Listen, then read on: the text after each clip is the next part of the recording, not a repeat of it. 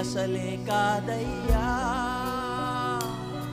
చూపావు ప్రేమ నాపై, పిలిచావు నన్ను కృపకై, జనములకు ప్రవక్తగా నన్ను నియమించావయ్యా, నా తల్లి గర్భము నుండి ప్రశ్నించావయ్యా, జనములకు ప్రవక్తగా నన్ను నియమించావయ్యా, నా తల్లి గర్భము నుండి ప్రశ్నించావయ్యా, కృపా कृपा। आइए हम अपने हाथों को उठा देंगे।